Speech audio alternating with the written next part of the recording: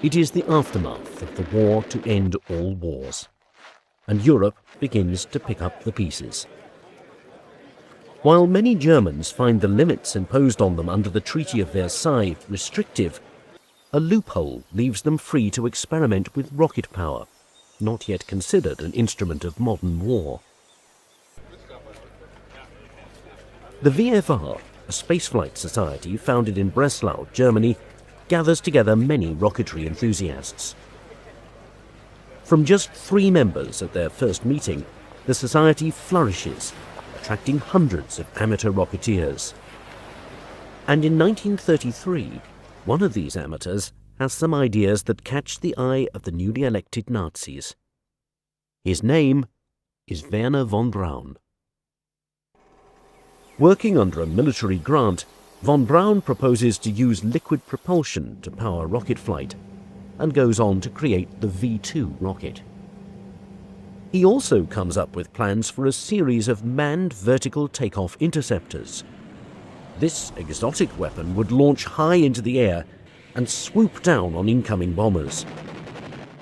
But the German Air Ministry, unimpressed with the power of the proposed craft, cancel it in the planning stages.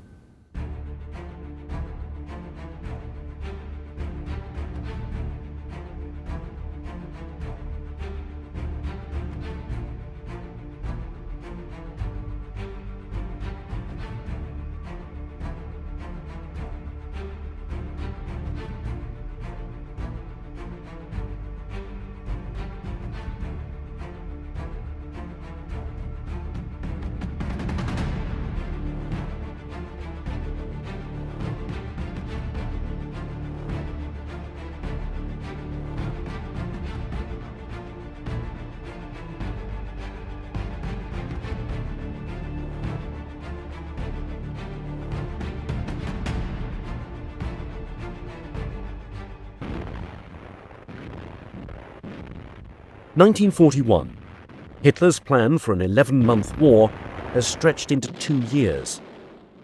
The German Air Ministry has a new rocket-powered interceptor in development, one slightly more conventional than previous efforts. The Messerschmitt 163, the Komet.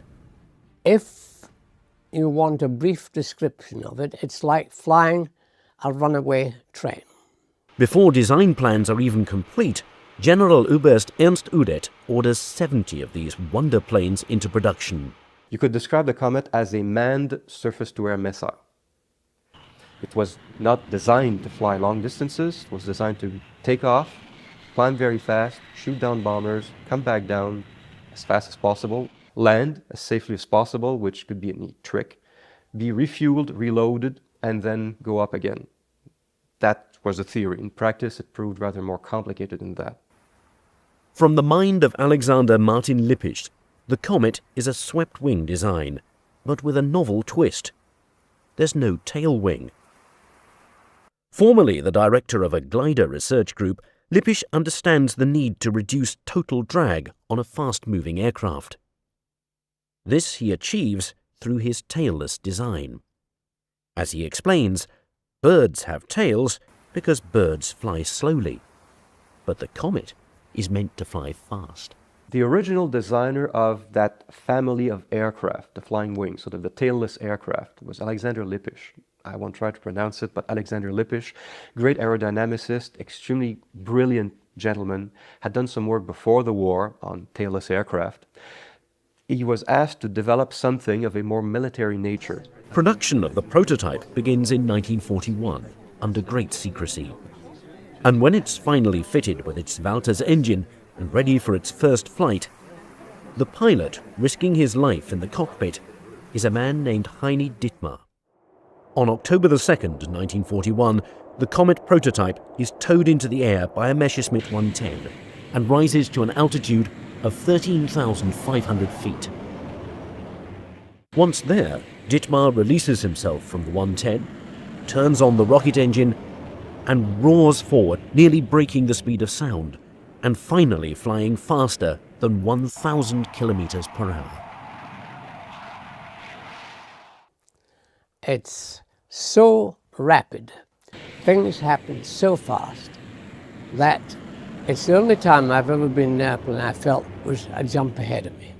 The Komet prototype is a success, and plans for a fully operational version are given the highest priority. But as the war begins to turn against Germany, it remains uncertain whether the Komet can become operational in time. For Operation Sea Lion, the invasion of Great Britain, has failed, and Operation Barbarossa, the invasion of the Soviet Union, is failing. Need for a wonder weapon is stronger than ever, but development of the Komet interceptor progresses far too slowly. And while the improved version, built to accommodate a larger engine and increased armament, is assembled and ready, its Walter's engine is not. Delayed in part by mechanical errors and in part by lack of support for defensive weapons, it's not until the summer of 1943 that the engine is finally delivered. But now there are new concerns. Although an extremely reliable engine, this reliability comes at a cost. For the engine is powered by two very volatile fuels, 3 parts C-Stoff, a powerful reductant, to 1 part T-Stoff, a deadly peroxide. When mixed, these fuels react instantly and violently, thus creating a powerful rocket propellant, but a dangerous working situation. What the Germans used was approximately 95% pure peroxide. That thing, when you put it on your skin, didn't make bubbles. It ate you, literally, ate you alive. It had this extremely corrosive effect on human flesh, any flesh, which explains why the pilots and the ground crews had to wear special clothing. You had the equipment, the nozzles, the buckets, everything had to be used and segregated completely. Fueling, cleaning and refueling of the Messerschmitt Komet is a complicated and dangerous affair. To make room for both fuel tanks in the fuselage, the plane is equipped with jettisonable wheels. Every part of the engine, fuel lines and fuel tanks must be meticulously flushed out after every use. For if even one drop of T-Stoff mixes with C-Stoff outside the engine crucible, the entire plane will explode. But finally, on June the 24th, 1943, the improved version of the Messerschmitt Komet is ready for its maiden flight. The plane is towed out to the runway, and the pilot climbs in. He makes his adjustments and prepares for takeoff. The plane starts traveling at 200 miles per hour down the runway. It jettisons its wheels, pulls up 80 degrees, and rapidly climbs to an altitude of 40,000 feet in an unheard of 3 minutes. When the plane levels off, it quickly accelerates to speeds approaching 900 kilometers per hour, faster than any Allied plane could hope to match. It had a very, very fast dive, even with no power. And of course, it was entirely a clear weather machine, because when you ran your fuel out, you had to glide back to your airfield. The only thing was, when you got to your airfield, you had to make sure that you had no fuel at all aboard, because they were very explosive fuels, and even a hard landing and some fuel aboard would cause the whole aircraft to disintegrate. It is more maneuverable around all 3 axes than any known airplane, and nearly 200 are produced for active service. Combat operations begin in 1944, and as expected, Allied fighters are at a complete loss as to how to react. A red version of the plane is produced, recalling aviation legend Manfred von Richthofen, the Red Baron, although not all pilots are happy with this ominous reminder. But still, there are more problems.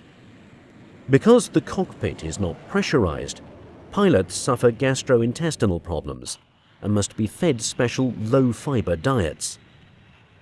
Also, the Walter's engine is prone to cutting out during flight, and while the Komet is a highly efficient glider by necessity, it can become difficult to control at top speeds. As such, only very experienced combat pilots are capable of making any enemy kills. And once Allied fighters take note of the Komet's short, powered flight, they wait the plane out, pouncing on it after its engine shuts off. Finally, the superior gliding capability of the swept-wing design proves detrimental to safe landing, causing the aircraft to suddenly rise back into the air with even the slightest updraft. In short, more planes are lost to landing accidents than result in enemy kills. Messerschmitt and the Luftwaffe certainly knew that the Komet had limitations. An improved version with a pressurized cockpit was developed, for example, the 263, which was, I believe, turned over to Junkers. So it became the Junkers 263. At a very sort of egg-like appearance, landing gear could retract with very narrow track, different engine. In this design, the fuselage is stretched to accommodate larger fuel tanks for longer range. The new engine is to be equipped with 2 chambers, one to provide power for takeoff and climbing, and the second to provide adjustable cruising power. The aircraft is designed to reach an altitude of 40,000 feet and to still have 100 minutes of fuel left for combat. And it's hoped the new retractable landing gear will prevent any further costly landing accidents. Also, the pressurized cockpit, intended to eliminate pilot health concerns, is to be fitted with a bubble canopy to improve the pilot's rear view. Had this plane become operational, it would certainly have been capable of far more combat kills than its predecessor. But by 1945, progress on the project is so slow that it's only reached the prototype stage. And when the Junkers factory is later overrun by Soviet troops, the one and only completed aircraft is taken back to the Soviet Union. As a viable combat aircraft, its success was mixed. Given the resources that were poured into it, keeping in mind that Germany, 1943-44 resources were at a premium, you didn't have like money and stuff to throw away, one could argue they might have been better off using something else, like manufacturing other types of aircraft, piston-powered aircraft, fighters, for example. The Komet was pretty much a one-off machine. As an idea, yes, it's a gadget. And at this point in the war, more fighter aircraft might have indeed made a difference. Now Germany is under direct attack. Air raids by the British Royal Air Force are the heaviest assault to date in the history of aviation warfare. The result of this persistent and merciless bombing is devastating. Huge firestorms are created, killing thousands. Those who don't burn to death in the streets suffocate in their shelters and basements. Germany needs a wonder weapon. But despite its innovation and high speeds, the Komet 163 is not the weapon to turn the tide of war. Since the Komet has not lived up to expectations, Germany looks for new avenues to ward off bomber attacks. On June 6, 1944, the Allies land at Normandy, and step by step, the German defensive lines are pushed back. Soon the British cross the Seine and finally break through the German front, taking Brussels and then Aachen by September of that year. Meanwhile, in the skies, American B-17s wreak havoc on the German mainland. After Hamburg, there's Berlin, and then there's Dresden.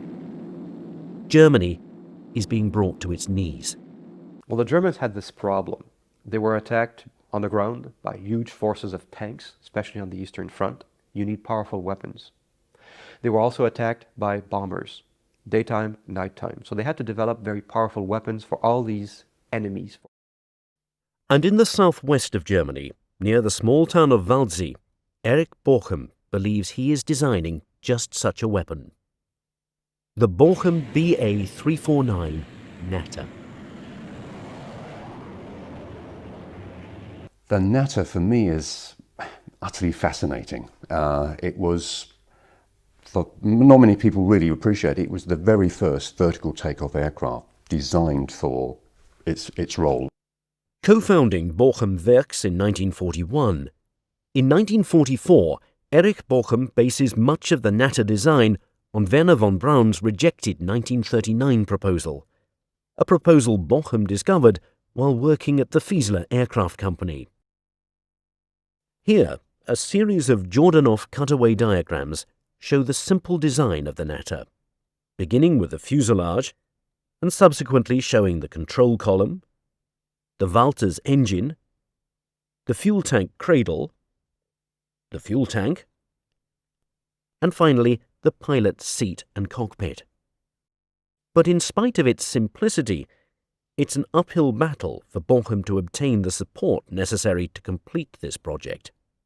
Initially, he took the idea to the German air ace Adolf Galland. Galland at the time was the general of the fighter air arm.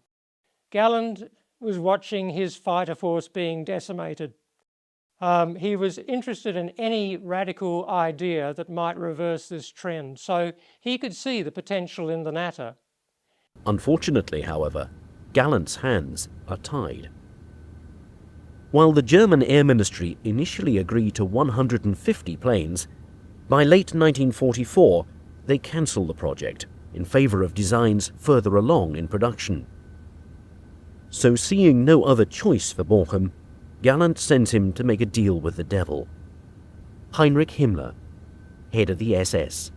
Bachem was granted an audience, and it was clear that Himmler wanted to take the Natter under his control. At this stage, Himmler's power was in the ascendancy. Himmler's power may be in the ascendancy, but it's not yet unchecked. Earlier that year, he had had Wernher von Braun arrested, only to have Hitler release him 1 month later. So now Himmler operates with some caution. But ultimately, the SS agreed to take control of the Natter project and immediately reorder the 150 planes the Air Ministry cancelled.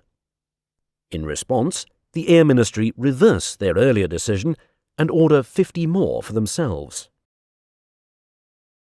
So finally, construction begins on what is quite possibly the most radical design of World War II. The fuselage is mostly a series of wooden frames covered with plywood sheeting and held together by screws and glue. Only the cockpit, itself contained within a wooden frame, is made of armour for the pilot's protection.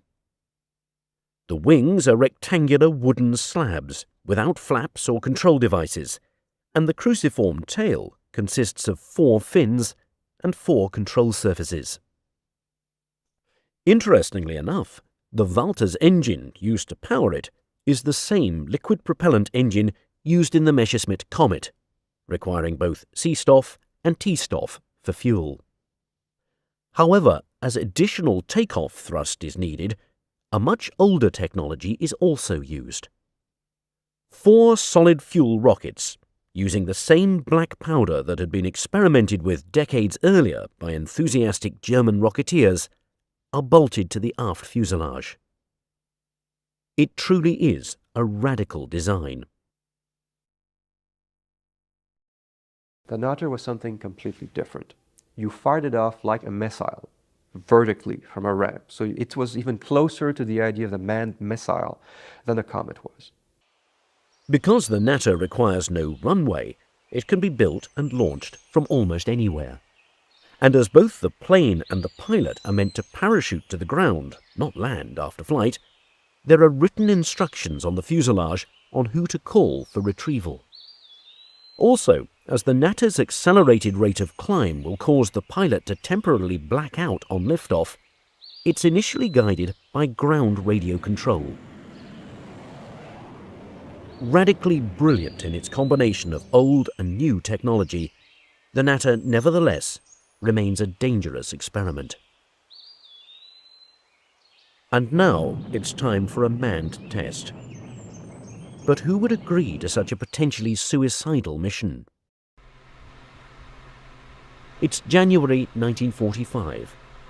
The war is going very badly, and the SS, now in complete control of the Natter project, are demanding a manned launch. They begin the search for a qualified pilot, but a pilot of a very particular kind. The kind who might be convinced to accept a mission that could go disastrously wrong. The answer to their prayers is 22-year-old Natter Siba. A remarkably experienced pilot, he had worked for the secret KB-200 unit, flying captured Allied bombers, including American B-17s. But 2 years earlier, Siba had lost his rank of Oberleutnant after being court-martialed on an alcohol-related charge. Demoted to a mere Gefreiter, or private first class, now his only hope of regaining his former rank is the Natter. But there is one snag: Gertrud Nardit, his fiancée. The two are engaged to be married, and the question remains, will Siba risk his life and the future happiness of the woman he loves just for the rank of Oberleutnant? They must have been quite deeply in love, because when prior to Siba taking off in the Natter, he wrote a will the day before, and it's a very touching document in which he says that he leaves all his worldly goods to his fiancée, and as well as that, he said that he would be happy if she would take his name, even though they weren't married, if he should pass on.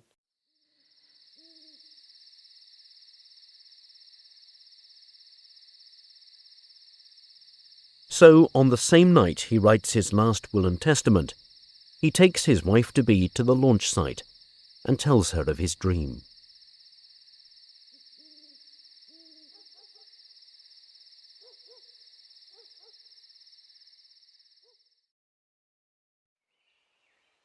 On March the 1st, 1945, Natter Siba is the first pilot of the Luftwaffe, the first of the world, to man a vertical takeoff interceptor. The flight lasts 55 seconds and reaches 1,600 feet. But when the canopy is released, Siba fails to eject himself, and he goes down with the crashing plane. The Bachem Natter's first pilot is dead. The test, a calamity. Nevertheless, in the month that follows, 3 more unmanned test launches are conducted. Shortly after that, the plane is put into operation, with a battery of 10 at Kirchheim, near Stuttgart. So it is, in April 1945, that pilots stand alert, ready at a moment's notice to launch the Natters and engage approaching enemy fighters. But the fighters don't come. The pilots are looking in the wrong direction. For the Allies no longer attack from the sky, but from the ground. On April the 20th, 1945, the US 10th Armored Division drives its tanks and troops into Kirchheim, and the next day crosses the A21 Autobahn into the Natter launch site. Fierce fighting ensues, but there are no Natter planes left for the Allies to capture. Under SS orders, they have all been destroyed. The first manned vertical takeoff interceptor never sees even 1 day of action. While the mere idea of a wooden supersonic plane is completely unheard of outside the chaos of the Nazi regime, had the Natter fought in battle, it certainly would have caused some damage to the Allied bombing force. For as unpractical and dangerous as it is, the Natter could still reach a height of 30,000 feet in a matter of minutes, and would be prepared to fight the enemy with a salvo of high-powered rockets. Having no cannon, the Natter was fitted with rockets, unguided rockets, 55mm Orkans. They would be aimed visually at the pilot. Once he got close enough, he fired them at the bomber. Hopefully 1 or 2 would hit the aircraft. And once that was done, being unarmed, the pilot would sort of break up the aircraft. That's how it worked. It would pull a lever, the canopy, the cockpit section would go one way, the rear of the aircraft would go another way. Both sections would come down, hopefully in one piece, to be reused. The end would come down by its own parachute, the front part of the fuselage would come down by its other parachute, and at a certain safe height, the pilot could actually just get out and come down by his normal parachute. The catch is, it was another gadget. If the Komet was a bit of a risky gadget, the Natter was a very risky gadget. Shortly after Germany's defeat, a complete but broken up Natter airframe is discovered at the German Research Institute for Gliders near Salzburg. Later, 3 more operational units are discovered in a meadow near St. Leonhard in Austria, and at least one of these units is quickly evacuated to the United States for further study. But there, the plane is scorned and scoffed at. The Natter was not a good idea, was not a good airplane. It was completely impractical. It was damn dangerous. What were they thinking of? I mean, this question of desperation again was in the air. The Germans had all these bright ideas, so they thought. They were completely unfocused. They had all these ideas, but they went nowhere.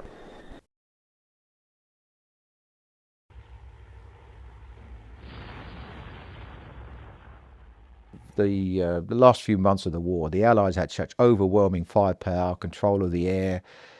Whatever the Germans would have had, other than the atom bomb, wouldn't have had any effect at all. But is it really so easy to dismiss German ingenuity? While in practice these wonder weapons certainly did not work as planned, ultimately they do lead to some very important later developments. The Natter for me is really the precursor in concept terms to the space shuttle. You can send something up, you can get it to do its job, and then it all comes down again and you can reuse it. For all their differences, both the Bachem Natter and the space shuttle have similarities. Both are monoplanes. Both take off vertically, use liquid propulsion and solid booster rockets, and both are initially guided by autopilot. But then these similarities shouldn't really be all that surprising. For who is the man considered the father of the United States space program but Wernher von Braun? The very same man whose original vertical takeoff proposal inspired Erich Bachem to build the Natter, thus cementing the legacy of Hitler's rocket men.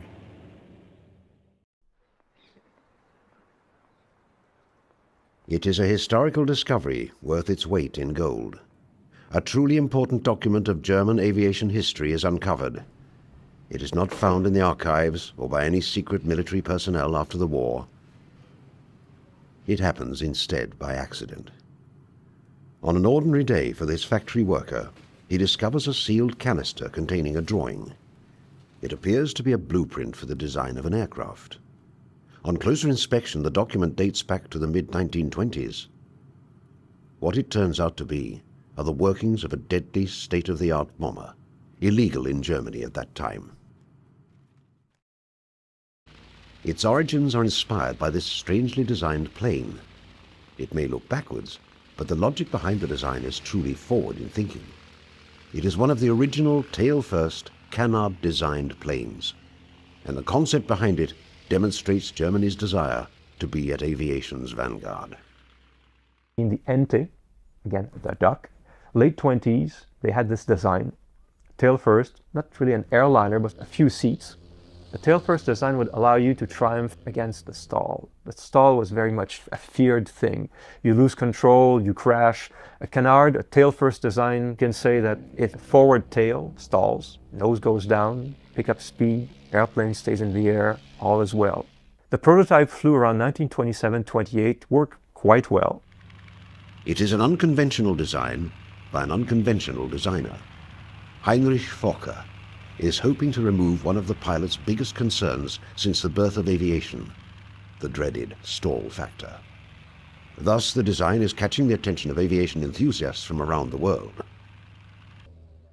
Innovative as the F-19 may be, it is not without its flaws. Eventually, it crashed. If you lose control of it at low level, it's deadly. And Mr. Wolf, the Wolf of the Focke-Wulf, he's the one who died in the crash. With the death of their founder, and with military aircraft strictly forbidden in Germany, those at Focke-Wulf are now at a fork in the road. Do they keep on developing canard technology for peaceful and, most importantly, legal purposes? or do they risk both the company's future and their freedom by turning it into a deadly weapon of force? In an extremely risky decision in the history of the company, the plan for the F-19 dramatically changes. Instead of being the originally planned sports plane, it is now going to be a deadly bomber, capable of causing tremendous havoc over Europe's skies. The man behind this madness is one of Germany's true engineering geniuses, Kurt Tank, who joins Focke-Wulf as a result of a company takeover. Being there every step of the way, he harnesses and perfects this technology into what becomes known as the Model 42. The source of funding for this ambitious project in an economically starved country is still unknown. However, there is one thing for certain. Germany's quest to rule the skies is something neither military defeat nor monetary limitation can stop. Tail-first design was developed for a number of reasons. If you have a canard configuration, you have a very thin nose because your engine is behind the pilot. You can technically, at least in theory, increase speed with the same amount of power, which is good for combat aircraft. Also, because you have a fairly thin nose, you can improve, to a certain extent, pilot visibility.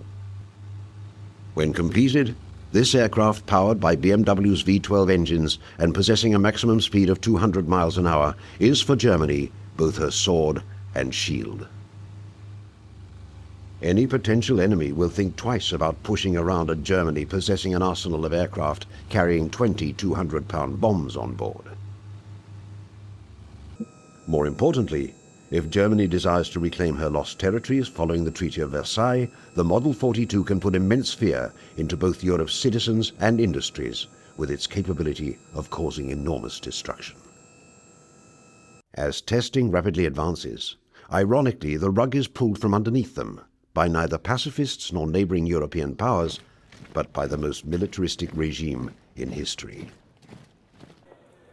As Hitler's Nazi Party comes to power in 1933, the newly installed Chancellor's main interests are in maintaining and consolidating his power. An illegal aircraft project, if discovered, could be the end to his fragile rule. As a result, the project dies alongside German democracy.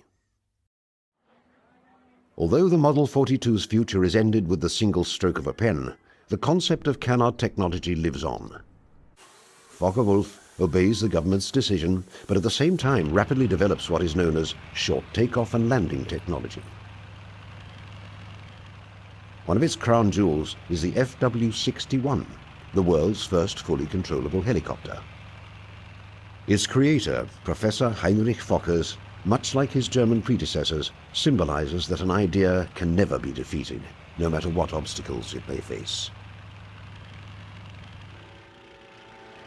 Had this bomber plane been approved for production on a massive scale, one can only imagine what impact it would have had on the Second World War. It is one of the conflict's greatest what-ifs.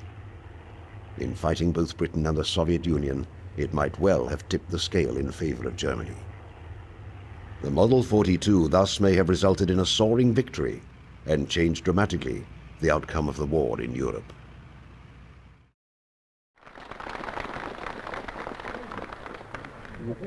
I name you hero and wish you good luck and Godspeed to all who fly in this type. Yeah?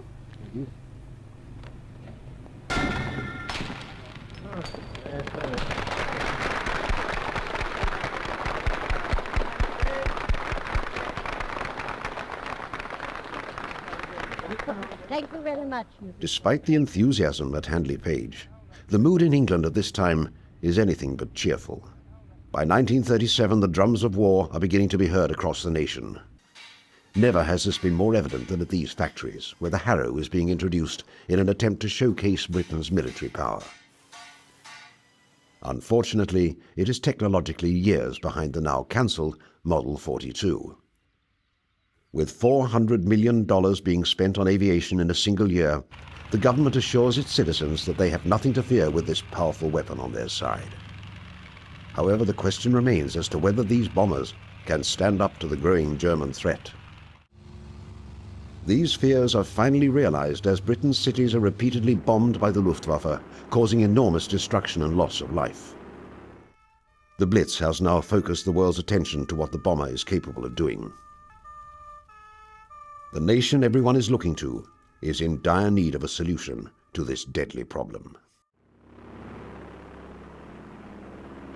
It may be one of Britain's most unusual designs for a plane. At Miles Aircraft, this prototype, known as the Libellula, marks not only the resurrection of the canard design, but also exemplifies a company truly thinking outside the box. People were very appreciative of the fact that Miles had this wonderful innovatory streak in them, and that they might come up trumps with something. During the war in Reading, Berkshire, the factories of Miles Aircraft are working overtime, making a substantial contribution to the nation's war effort. What is capturing the imagination of the company's top designers is the reconstruction of a revolutionary aircraft. A plane that will capture massive attention with a design so futuristic that it is years ahead of its time. Hard at work with their initial sketches by ambitious and intelligent designers, the canard plane is reborn. In this factory, British men and women are side by side, hard at work putting together this complicated design. While their soldiers are fighting on the front lines, these workers have stayed behind. Their job is to maintain the production of wartime equipment on the home front. And a mighty task for them is to construct this unusual plane possessing a tandem wing arrangement, requiring countless hours of labor. Unlike standard aircraft, the Libellula M35 has its wings at different heights and at different lengths. The reason for this is that the lesser wing acts as a forward-mounted stabilizer, thus improving control, especially in regards to landing. With its shorter wingspan and not requiring them to fold, when completed, the M35 is to be used as a carrier-borne naval fighter. Its sister plane, the second of the Libellulas, with an additional engine, is intended strictly for bombing purposes. Its creator, George Miles, says that when completed, the plane will resemble a dragonfly.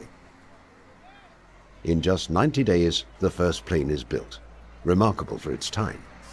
Those at Miles Aircraft are determined to see what this plane can do once it is up in the air. Getting the plane ready for flight, engineers are putting the Libellula in position. As the final inspections are being conducted both underneath the plane and in the cockpit, the company, having a huge investment in the aircraft's success, hopes to put it into mass production shortly, pending government approval.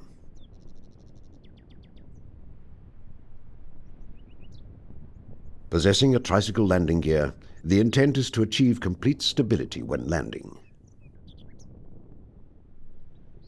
At the rear of the wings are the corresponding vertical and horizontal stabilizers and rudders. Once in the air, the plane is able to fly at 160 miles an hour and climb at a rate of 1,100 feet a minute. Its canard features lend the aircraft well to both high and low-speed flight. With all of its advantages, however, the Libellula is not without its drawbacks. So the Libellula, the problem was to control the aircraft for takeoff and landing. It had two sets of flaps with 5 settings for each set. So you had a potential 10 combinations. This was difficult because getting the right combination was one thing, because every time you changed the combination, it had some effect on the controllability of the aircraft. And it was really impractical. Complexity becomes its Achilles heel. And despite the optimism from those involved in both the flying and the making of the plane, the military situation at the time dictates that the Libellula must come in for a political landing. In many ways, it is surprising that both versions of the design never go into mass production. However, its fate, similar to that of the Model 42, rests not on the aspiration of its designers, but on external circumstances. Britain, now with the United States and the Soviet Union as allies, is turning the tide against the German war machine. As a result, the demand for the Libellula evaporates. With prospects for the canard design now looking all but dead, miraculously, it once again is resurrected. This time, however, it is not done by any European power. Instead, it is done across the Atlantic Ocean, in America, the birthplace of aviation. Here, the canard design is reincarnated. The United States, referred to by Japanese Admiral Yamamoto as the sleeping giant, has awakened. Having an industrial capacity second to none, geography is the country's greatest asset. A massive labor force working uninterrupted without fear of factories being bombed is Uncle Sam's greatest advantage. And aircraft production is no exception. In terms of quantity, the United States is the undisputed champion. No European nation can even come close to their rate of production. However, while the country leads in quantity, it is quality that one aircraft company aspires to excel at. But there was definitely a potential there. So Lockheed started to look at what kind of airplane could be designed around a turbine engine for high-performance aircraft. It is Lockheed who believes it has the jet-powered solution for the fighter. One of its most secret projects of the war is the L-133 prototype, which is tested to see if this new technology can be harnessed into something tangible for the United States military. Thus, the canard design, an important component of the project, rises from the ashes. At first, the Army Air Force show interest in the project. The emerging military-industrial complex, however, dictates the final decision, with it becoming a case of quality versus quantity that ultimately determines the project's future. They looked at it and sort of, well, this is all very interesting, but you have an engine that's a wee bit on the complicated side, and you're producing Hudsons for the Brits, Lightnings for us, you're producing light transport aircraft, and in some cases, like Lightning, for example, your deliveries are good, but may not be quite as good as we would like them to be. And you want to get involved in the design of a new type of engine and a new type of aircraft. Please slow down. Our enthusiasm is not necessarily there. With war raging on in both Europe and the Pacific, a policy of producing what is known and reliable is enacted. Every second must be accounted for. With the possibility of the model not functioning properly, precious time must not be spent testing the unknown. Thus, the L-133 becomes, much like the Model 42 and the Libellula, an aircraft whose potential remained unfulfilled. There is no doubting, however, with its state-of-the-art technology, the development of the L-133 would have brought canard technology to a new level. It is the right place, just not the right time for Lockheed. To the employees at Curtiss-Wright and canard enthusiasts, deliverance has arrived with the XP-55, known as the Ascender. With the main wings located at the tail end of the fuselage, it is certain to attract attention due to its unique design.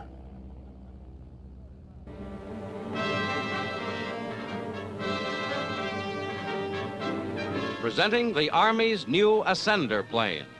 With its elevator controls in the nose and its motor and propeller in the rear, this push-propelled fighter reverses conventional airplane design. Developed experimentally as the XP-55, the new plane gives forward vision for the pilot and a clear path for his gunfire. In action, the darting tail-first Ascender seems to fly backwards.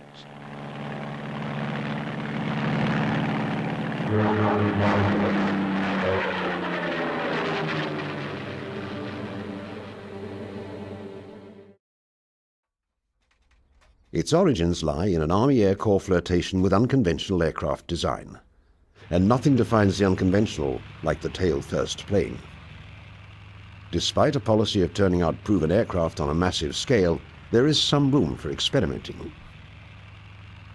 Originally intended as a design to be powered by Pratt & Whitney liquid-cooled H engines, it is perhaps the best chance canard technology has of becoming more than just a blueprint or a workable prototype.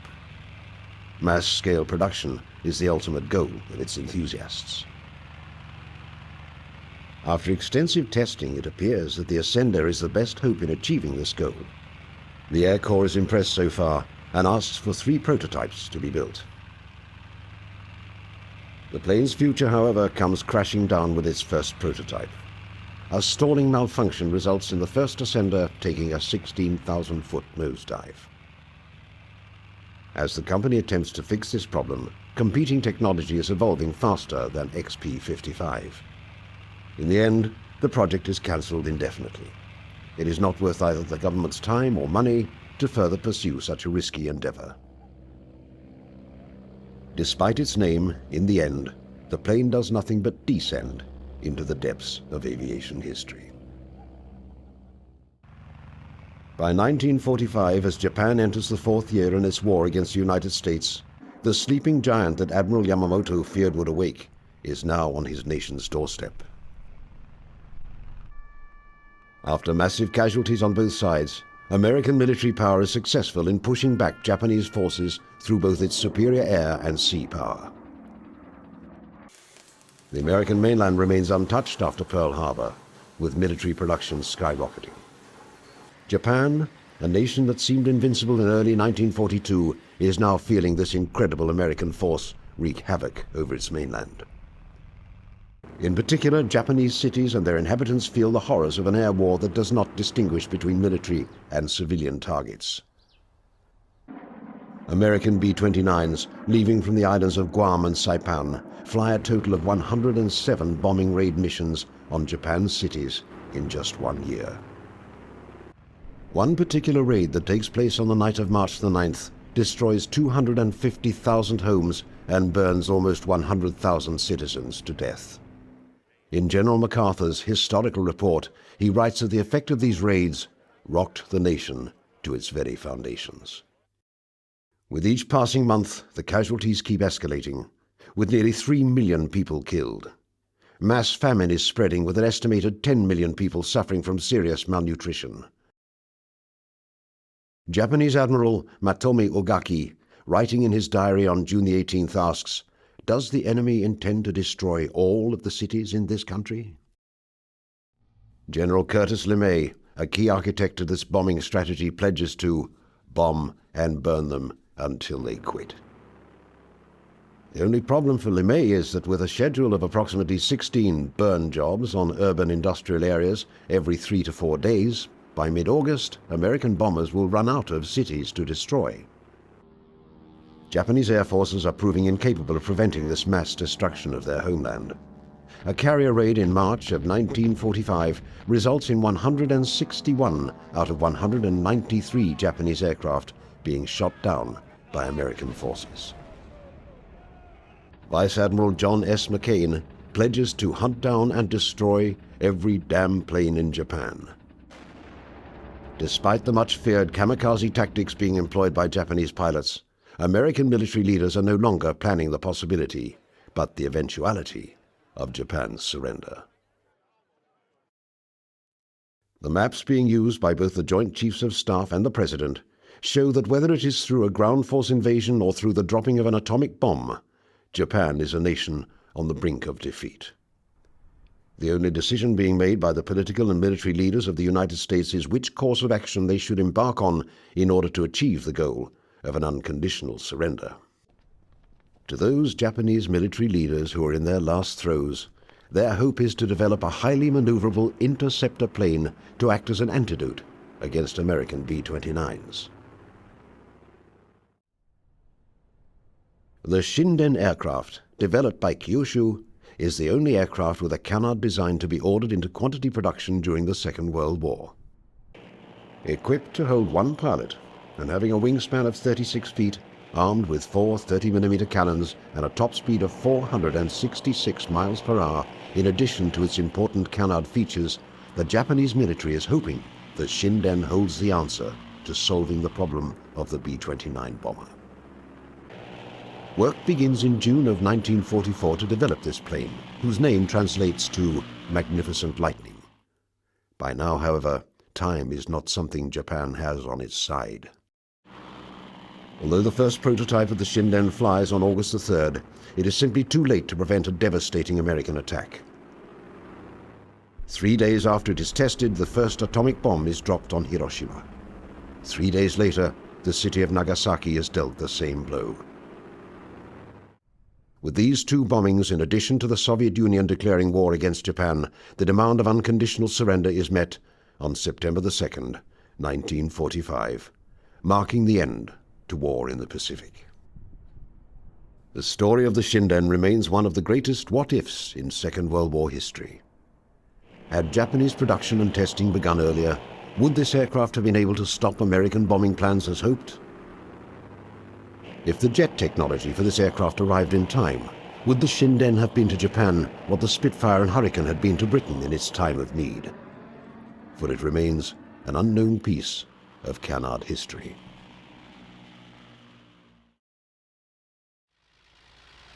The canard design, with its origins dating back to the Wright brothers and their first flight of 1903, is a story of aviation constantly having to overcome the barriers and obstacles put in its way. It is a story of emerging and innovative technology locking horns with the politics of its time. Whether it is a result of a new government taking power, the policies of production, or of a country in desperation, canard technology never soars above these barricades in the first half of the 20th century.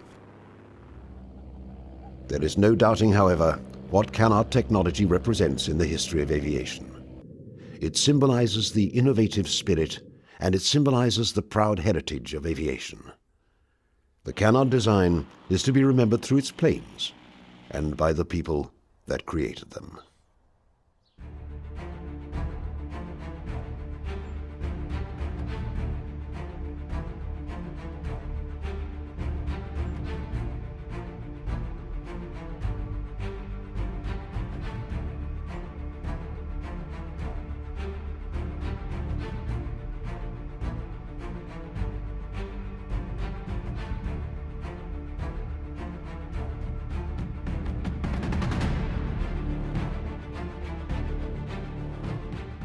During the early stages of the Cold War, and before the advent of guided missiles, the West had to rely heavily upon jet-powered fighters to ward off Soviet bombers.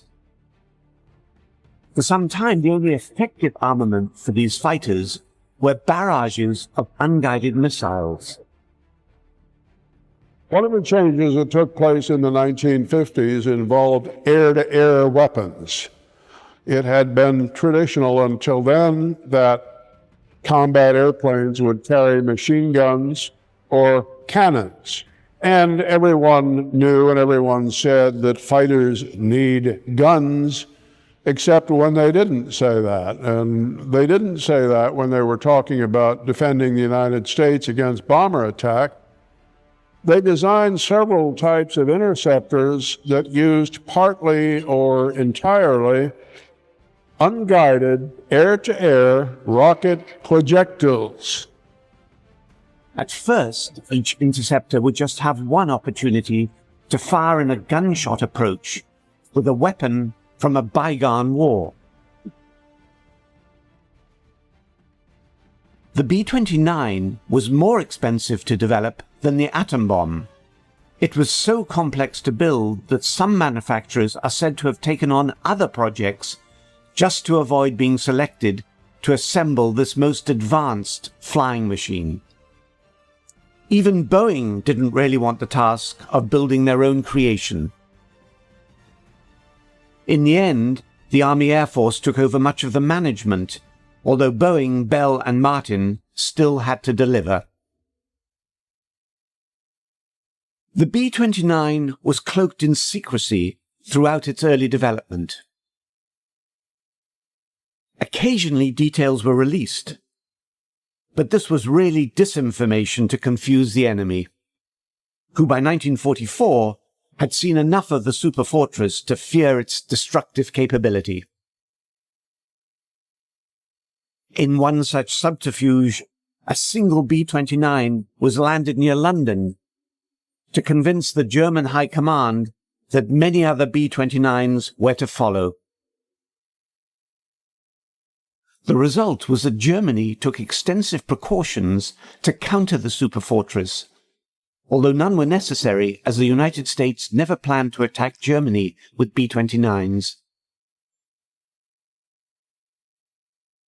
The war against the Japanese Empire was a very different matter. Japan was the target that the superfortress was conceived and built to attack.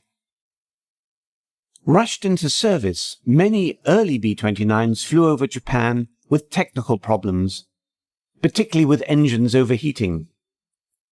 One safe haven for a damaged and struggling superfortress was the Soviet port of Vladivostok. At this time, Russia was not a combatant with Japan.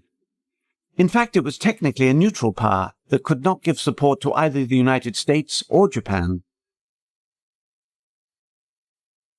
At least 3 B-29s were forced to land in Vladivostok. They were promptly seized, repaired, and flown to Moscow. Just before the Japanese surrendered, Russia declared war on Japan, which made them a US ally in the Pacific. But Russia still refused to return the 3 B-29s.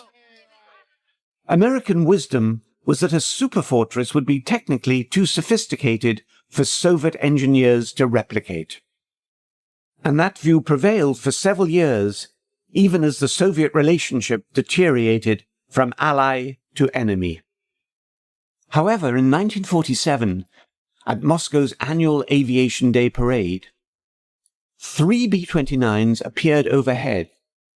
At first, Western observers assumed they were American, but opinion quickly changed when a fourth identical aircraft appeared. Soviet engineers had obviously developed a clone. This was bad news on the aviation front, but worse still was the knowledge that the Soviets had for some time breached Western security and had gained access to atomic secrets. The Los Alamos project alone had at least 3 Soviet spies in its workforce. In August 1949, the Soviets, in an exercise known as First Lightning, detonated their first atomic bomb. The news shocked the West. Soviet possession of the atom bomb and the means to deliver it demanded an effective response. However, most Western air forces at the time were still flying fighters from World War II. Anticipating the nuclear threat, in 1946 a new air defense command had been formed for the aerial protection of the continental United States. At first, the ADC had to rely upon a stalwart Second World War night fighter, the Northrop P-61 Black Widow. The aircraft offered some radar capability, long-range and all-weather endurance, but most important of all, it was available.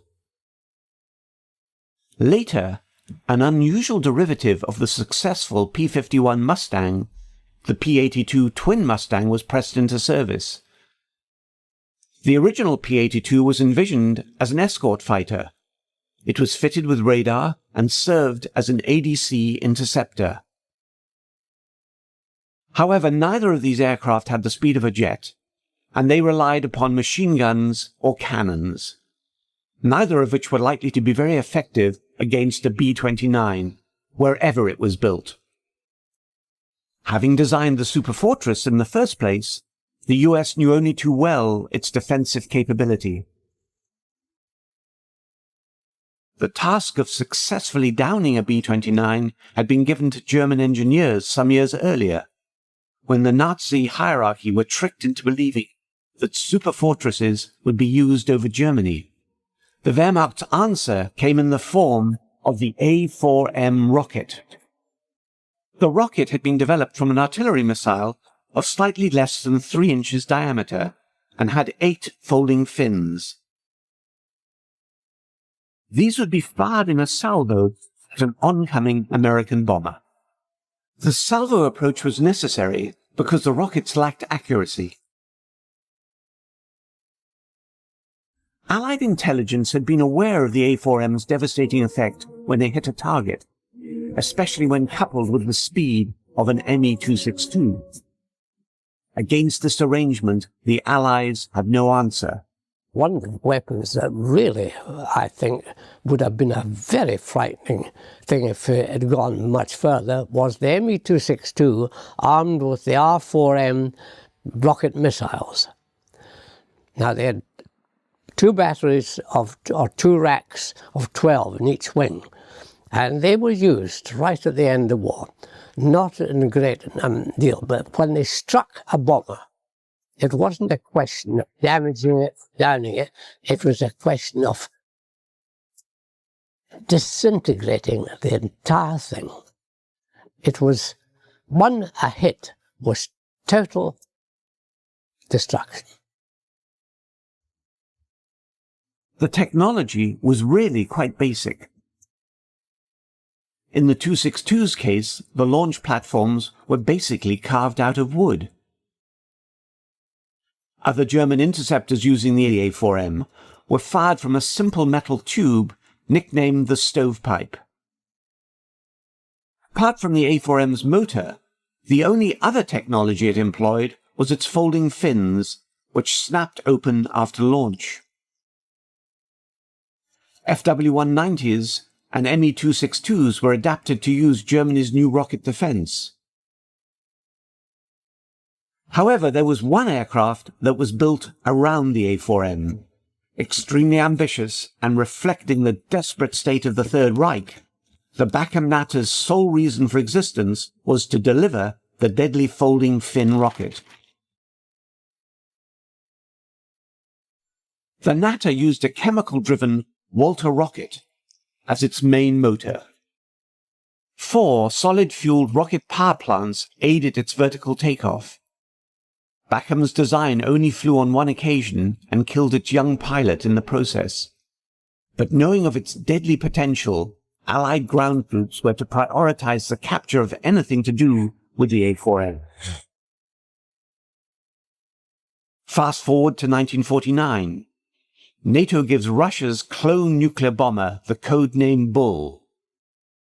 By this time, some of America's first-generation Air Defense Command jets were close to delivery. Many of them were developed for use with 2 valuable assets that would help reduce the Soviet threat. Firstly, the US had improved on the A4M concept with the introduction of a 4-finned, 2.75-inch rocket that would ultimately be named Mighty Mouse, after the popular cartoon character of the time. Quite a few of the aircraft projects in the 1950s did away with the gun. It was thought the gun, and in other words, close-in fighting was no longer required. It would be air-to-air missiles.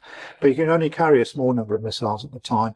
And so an alternative to the gun was the unguided rocket. In America, the version was known as the Mighty Mouse. Airborne radar was also coming of age. First employed at the end of World War II, it was now ready for use in conjunction with ground radar. Radar was particularly important when employing fighters known as interceptors, as they are required to fly at night and in all weather conditions. In 1945, the US Army Air Force was preparing to enter the jet age and had asked for submissions for a jet-powered night fighter to replace the propeller-driven aircraft it then had in service. A serious contender for this contract was the Nighthawk, a 4-engined dual-seat interceptor from the Curtiss-Wright Company. The Nighthawk's failure to perform in flight tests in 1948 led to the demise of the Curtiss-Wright Company. Instead, Air Defense Command chose a contender from Northrop. The F-89 Scorpion had 2 engines for safety and dual seats, one for a dedicated radar operator. The Scorpion was to be equipped with cannons because Mighty Mouse was not yet available. Delays in delivery of the F-89s had the advantage of enabling them all to be fitted with folding fin rockets. In fact, the Scorpion could carry 102 of the rockets. The F-89, which was quite an interesting aircraft, the big rocket pods out on the end of the wing, and pretty heavy aircraft, but the usual case that we've done in so many of our aircraft, by the time we get through hanging things on them, they're all underpowered. and the F-89 didn't last long, but it was one of the airplanes in the air defense development that took place as we moved into the Cold War time frame and our expectations that we might have to fight Russia. However, late delivery of the F-89s at this very sensitive time in history led Air Defense Command to order 2 other interceptors as immediate backup. Lockheed calculated that they could convert the T-33 trainer to a 2-seat interceptor using up to 75% of the Tu-33's parts, a major saving in money, and more importantly, time. ADC was very impressed, as the first flight of the XF-94 was made just 3 months after the contract was signed. The latest C version of the Starfire carried Mighty Mouse rockets, just as they were starting to become available. The second backup for the Scorpion was a North American aviation project. The company's F-86 Sabre had been a major step forward in fighter design, but it was primarily a dogfighter, not an interceptor. But North American believed that the basic frame could be converted into the interceptor role. In the event, only about 25% of the original F-86 parts were used to make the F-86D or Sabre dog. Nevertheless, their unit cost was around 1/3 of the twin-engine Scorpion.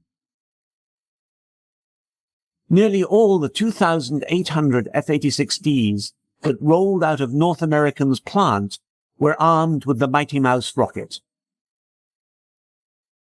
Like the Nazis' Bachem Natter interceptor rocket, it existed solely for the purpose of delivering 2.75-inch folding fin rockets. The F-86D didn't have any guns. The F-86D Sabre carried a tray of these rockets under the pilot. The tray had to be extended, then the rockets could be fired. There was another interceptor that would be armed with the folding fin projectile, the Canadian CF-100. We had 2 rocket pods, 29 rockets each. And so there's 58 total, and it was a one-shot effort. So when you were into a bomber stream and locked onto the bomber, you would fire these things off, and it was essentially a shotgun type approach. You're bound to hit something. One rocket would do the job. Canada's Arctic region required an all-weather aircraft. Like the Scorpion and the Starfire, the CF-100 had a 2-seat configuration with a dedicated radar operator in the rear. Working in conjunction with a string of early warning radar posts, almost 700 CF-100s were built. They served for almost 30 years. So important was the project that Avro Canada cancelled its promising early jet airliner design to concentrate on its rocket-firing defender of North America.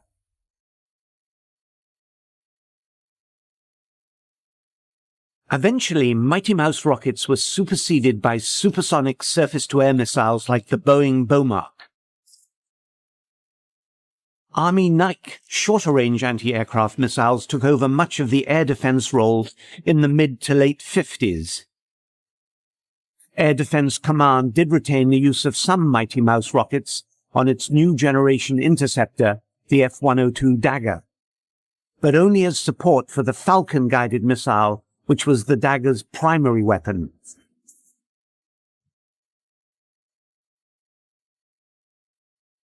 As guided missile technology improved, the Mighty Mouse was no longer able to compete for a spot on board U.S. interceptors. Unguided rockets. They didn't have very much range. They were unguided, and of course the moment you fired them, they were under the effect of gravity, so actually getting them to actually hit a target, anything beyond a very short distance, was really not much chance. And so needless to say, by the 1960s, this weapon wasn't carried very often at all.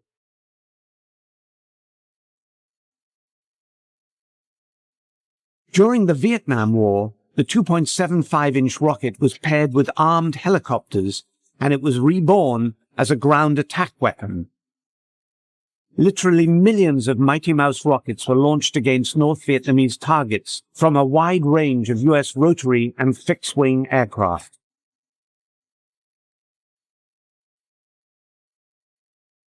Specialized warheads could be fitted onto the rockets depending on their intended end use, be it anti-personnel, anti-tank, or basic target marking.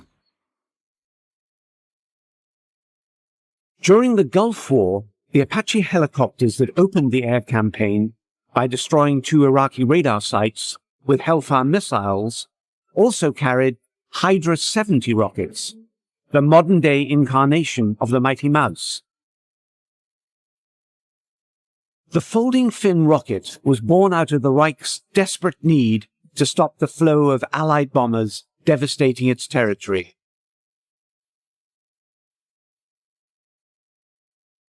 When faced with the possibility of nuclear annihilation by Soviet bombers, the US grabbed onto this German weapon and adapted it into their own Mighty Mouse.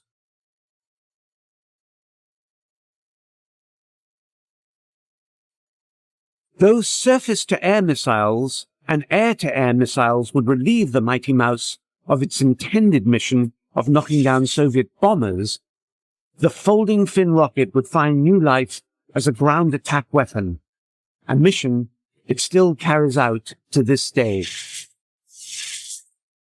In 1938, Luftwaffe Chief Hermann Göring declares, "I completely lack the bombers capable of round-trip flights to New York with a 5-ton bomb load.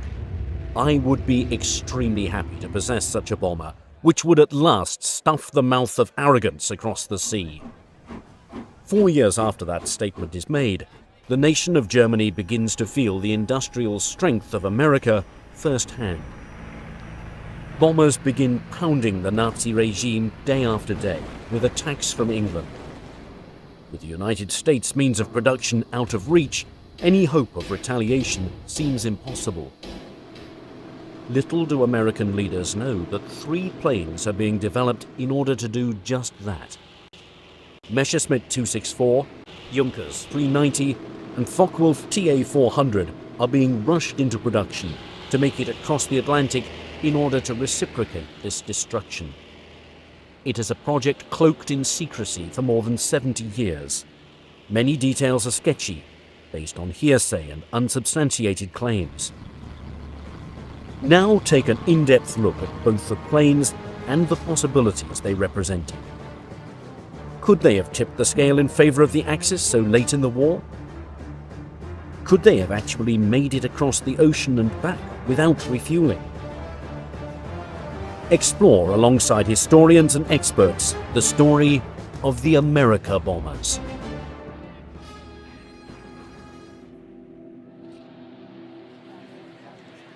On December the 11th, 1941, Hitler declares war against the United States of America.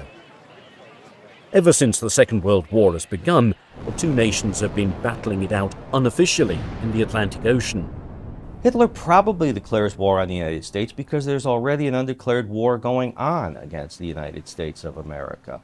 In the North Atlantic, with U.S. destroyers, U-boats. So he may think it's simply inevitable.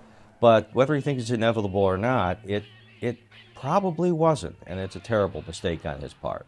We came in the war because of the Japanese, because of Hitler's stupid agreement with the Japanese. And he lived up to his agreement, but it really did cost him the war. You know, if he'd never made the alliance with Japan, you know, we might be doing this interview in German.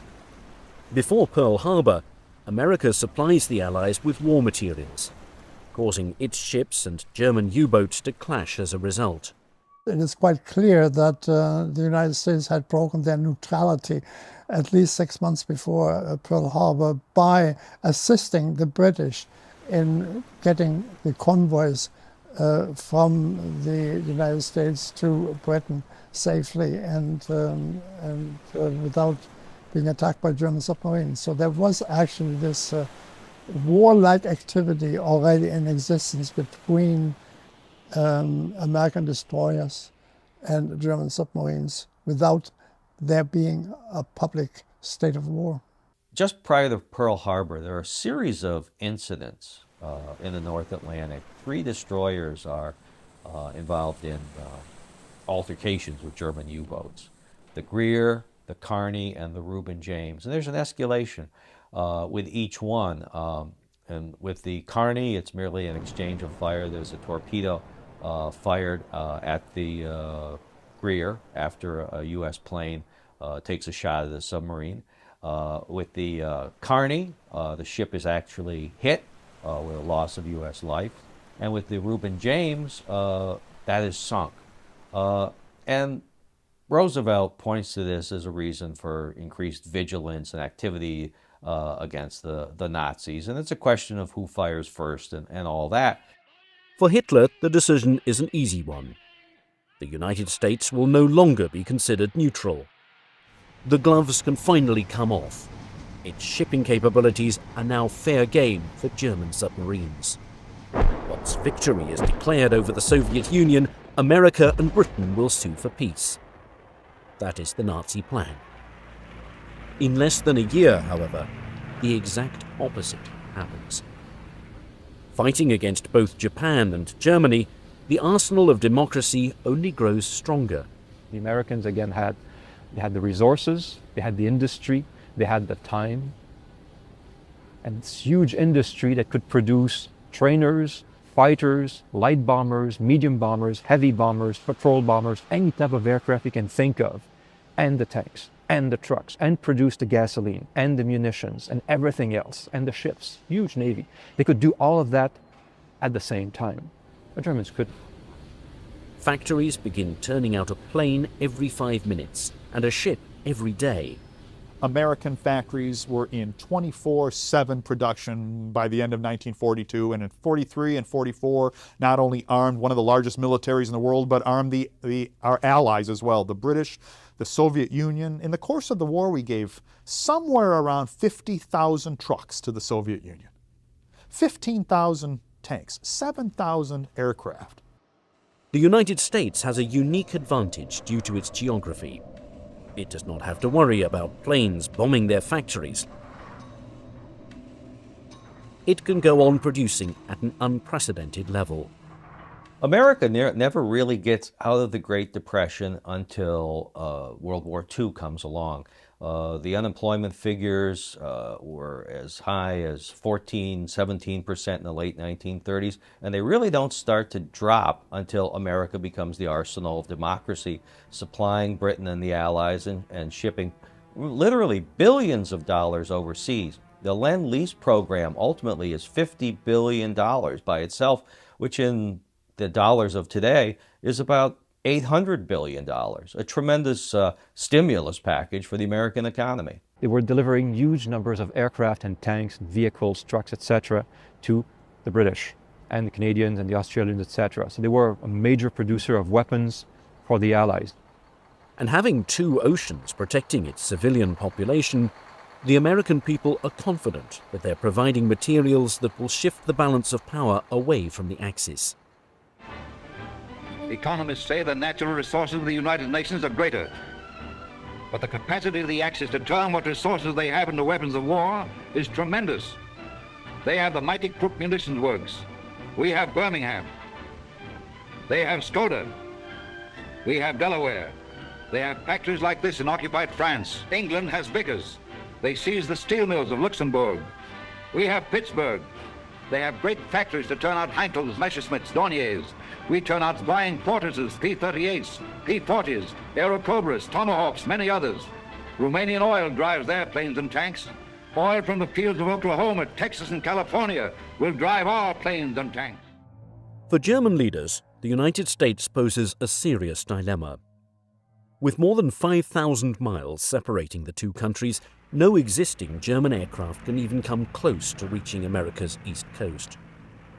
In early 1942, the only strategy available to Nazi war planners is unrestricted submarine warfare. One of the most successful weapons that the Nazis had was the U-boat fleet, the U-boat service, the Kriegsmarine, which is essentially, by the end of the war, a U-boat navy. They were in 1942. They were wildly successful. It looked like they were going to just win the war just by sinking everything in the Atlantic. A plan known as Operation Drumbeat begins with U-boats torpedoing America's shores, sinking millions of tons of shipping. Well, the Americans, of course, were very much surprised by the immediate reaction of, or action, not action by German submarines after the war has been declared by Germany. Germany at that particular time sent a group of submarines over to the American coast, and America was totally unprepared for that kind of assault. And the German submarines over there found absolutely no opposition whatsoever, and it was partly a Turkish shoot for them. The ships were illuminated; they were not in convoys. The cities were not blacked out, so it was partly for them almost a peacetime-like exercise they did, and of course they were very, very successful in doing so, and put America into a state of shock from which it took them many, many months to recover. Operation Drumbeat, or Paukenschlag in the original German, was the first U-boat offensive against the east coast of the United States. And to say that it was a happy time for the U-boats and their crews is understating the case considerably. And in fact, many of them did look back on it as those who survived the war look back on 1942 as just kind of a happy hunting time. It takes all modern nations some time to gear up into a war posture, and it might take democracies longer than dictatorships, and it might take our fractious and argumentative democracy in America even longer than some. And certainly the Japanese bombed Pearl Harbor in December of 1941, and we were at war a couple of days later, but it's not to say we took it with the seriousness that it deserved. And something as simple as blacking out cities on the East Coast was policies and procedures would have to be drawn up. It's not simply a case of everyone in New York turning out their lights at the same time. Now, with illuminated cities along the East Coast, every single American transport which sailed from harbor was nicely silhouetted against a bright background of lights. And U-boat and submarine commanders just could not have had a juicier or more lucrative target. And these experienced crews took advantage of it, sinking somewhere around 2 million tons of shipping in 1942. Caught off guard, it takes time for American war planners to augment their strategy in dealing with this submarine menace. Through the use of a convoy system, as well as ordering mandatory blackouts, Operation Drumbeat fades away.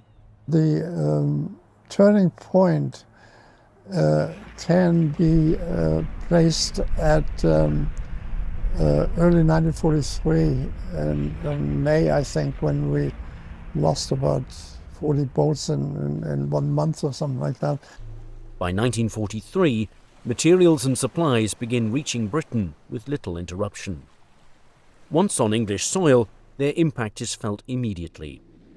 B-17 flying fortresses and B-24 Liberators begin flying over the heart of Germany. Alongside British planes, the fatherland is bombed mercilessly.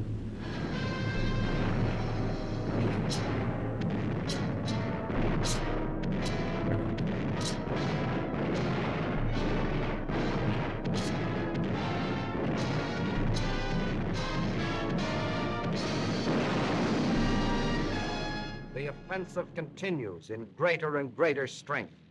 Well, certainly German industries took a pounding. German civilians took a pounding. Winston Churchill probably put it best when he once said that the air effort was dehousing the German people, destroying their living quarters one building at a time. Cities are turned into rubble. And with Soviet victories on the Eastern Front, the Allied powers begin closing in on the Axis. Hitler, seeing the destruction firsthand, is outraged at these bombings. However, with his U-boats neutralized and the United States out of reach, there's little Nazi generals can do to fight back against the American war machine. What is needed is a wonder weapon to enact revenge. Beginning as early as the interwar period, German war planners study a hypothetical attack on the United States. Dornberger, assisted by Werner von Braun, had been thinking about some kind of a rocket-propelled weapon that could attack the United States as far back as 1937. There was a weapon that they were designing called variously either the New York bomb or the American rocket. It had an interesting intent. They would take a massive booster rocket, put a V2 at the top of it, fire it off, and the V2 would eventually attain speeds of 6,000 miles an hour, which meant that it could cross the Atlantic in something like 40 minutes. It could strike New York, it could strike Washington, it could strike Boston. Of course, you can never laugh these things off because the Germans were so innovative that sometimes they achieved things which to many minds were quite impossible. The Germans were never able to launch any sort of attack on the continental United States. That's not to say they didn't talk about it, they didn't plan on doing it, and they didn't drop various schemes for doing it, some relatively realistic and some much more fanciful. Many concepts are examined and many are rejected due to their technological limitations. There was the notion, for example, of launching a V-1, the so-called buzz bomb, in some ways the distant ancestor of our modern cruise missile, of launching a V-1 from a ramp on the deck of a U-boat that had surfaced off of the American coast. Now, of course, the problem of getting a German U-boat to the American coast with a large ramp and a buzz bomb on top of it was never really dealt with. Some of these ideas even border on the realm of a science fiction novel. Likewise, there was a plan for towing a V-2. Now, the V-2 being the not-so-distant ancestor of the post-World War II intercontinental ballistic missile, of taking a V-2, encasing it in its own missile launcher, and then putting it into position on the back of a U-boat. The launcher would swing into a vertical position, that is a launch position, and thus then launch the weapon against an American city, presumably New York, and presumably Manhattan. Now, the problems with such a plan, of course, include getting, once again, that V-2 over the Atlantic Ocean, crawling with U.S. naval vessels of various shapes and sizes, not to mention our own submarine fleet, and doing so while trailing an extremely heavy and extremely obvious 118-foot-long canister without being detected. The most realistic and achievable weapon is a long-range bomber. In 1939, things in Europe were not going too well, and war clouds were beginning to erupt. It was then that Hitler realized, and some of the hierarchy in the Luftwaffe realized, that they may need something that could fly a little bit further than what they originally conceived. So they put out a specification to try and get a bomber that might reach the United States. Attacking the American East Coast with raids the same way the B-17 is attacking the fatherland. The Germans were very intent on finding some way that they could strike the United States by air. Besides having worked on rocketry, they were also developing a bomber. So the Germans realized that at one point, if you wanted to stop or at least put a brake on the production effort in the US, you would have to put some threat over their head. The only way to do that would be to bomb them.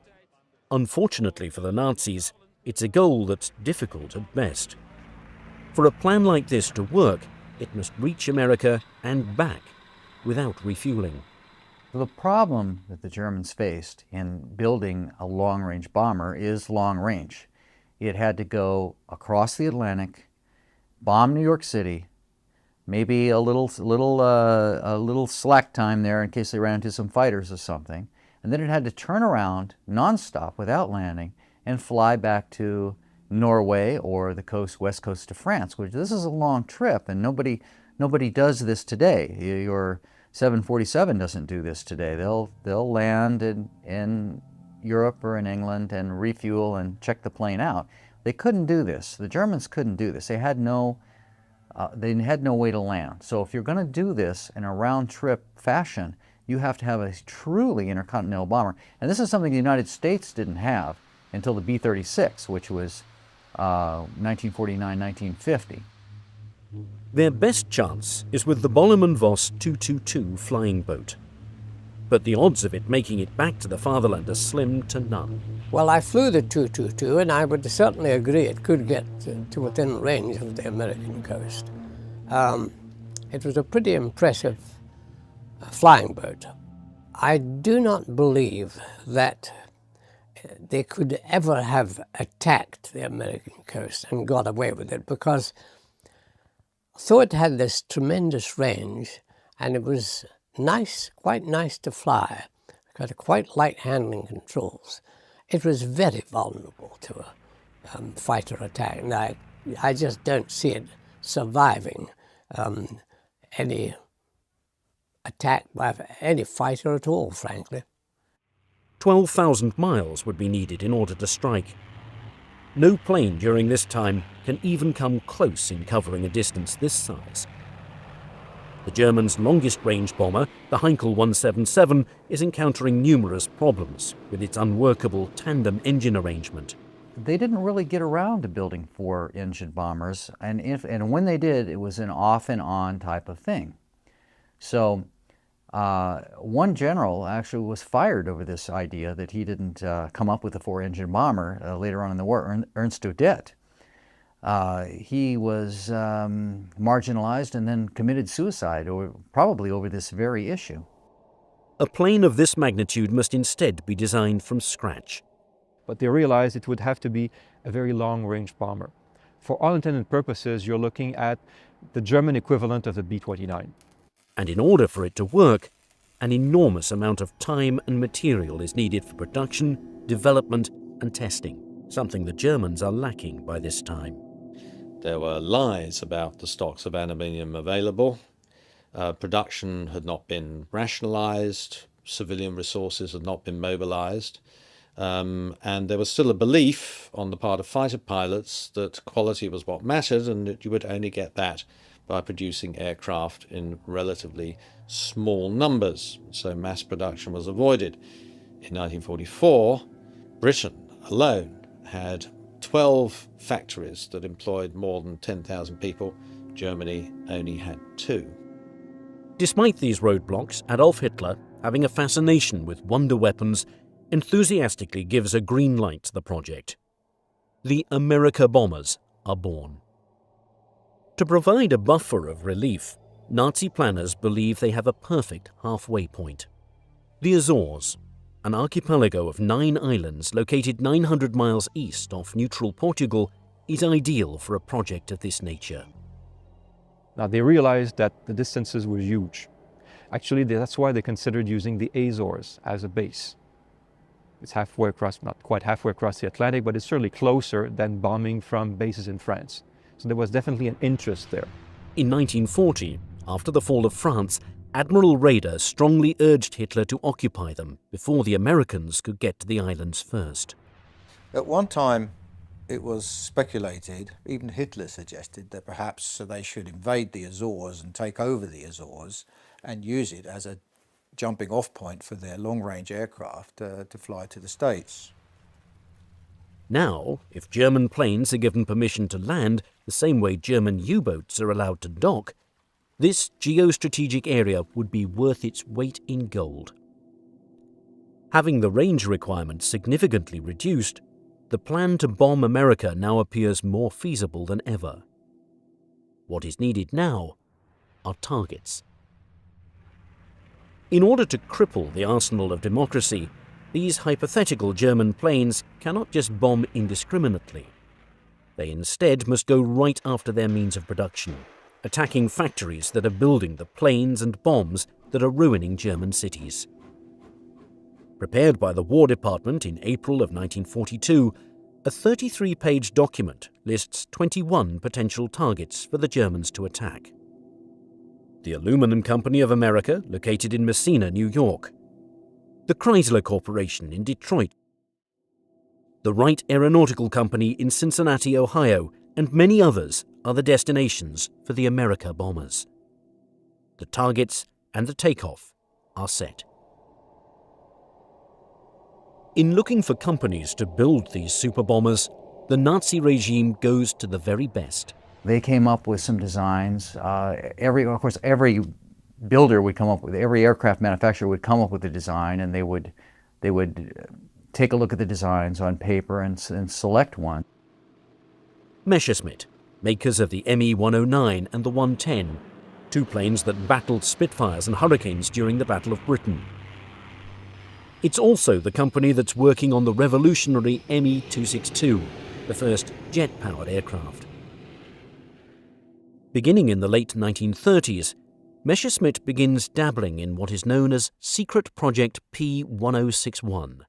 Its requirements are for an aircraft capable of reaching bases in Central Africa as well as Vichy French territories.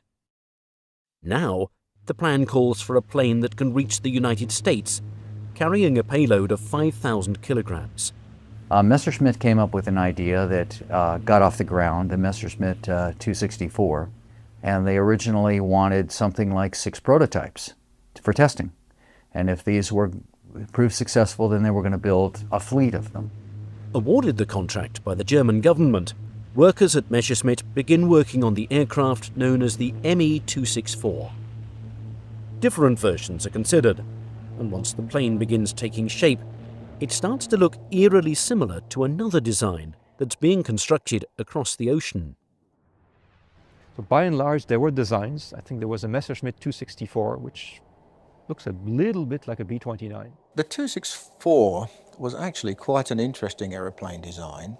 It had a circular fuselage section, which in stress terms was very, very good, because the circle has equal stress points. It was built over a long period of time, and it didn't actually fly until 1942. Originally designed with 4 BMW 801G engines, German officials hoped that a 6-engine version will be in the skies as early as the fall of 1943. However, designers are noticing that the first prototype of the aircraft has a very high wing load. This is resulting in a loss of maneuverability, an unimpressive climb rate, and in-flight instability. 2 more prototypes are to be tested, one with armaments and one that is to be fully completed. However, with the aircraft being years away from flying, alternative designs and designers are sought out. Junkers, makers of the Stuka dive bomber and the Ju-52 transport plane, present their vision of a transoceanic aircraft capable of bombing Uncle Sam. The company is highly favoured amongst top Luftwaffe officials when it's taken over by the government in 1935, following the death of its founder, Hugo Junkers. Having overseen the company's nationalization personally, Field Marshal Erhard Milch leans towards the alternative. One of their planes already on the books is the Ju-290, an evolution of an earlier design with a greater wingspan, used for long-range maritime reconnaissance and bringing supplies to German soldiers, most notably during their encirclement at Stalingrad. The 290 had the advantage of having a roll-on, roll-off capacity for equipment, because it had a rear door that could be dropped. And that was the big advantage. You didn't need to have trucks to load it and unload it. You could actually drive on and drive off. And that was the major advantage of the 290. The train of thought now is to just enlarge this aircraft for bombing America. The result is the Ju-390, a plane with 6 1700 horsepower engines, a wingspan of 181 feet, and a fuselage that is even longer than the American B-29.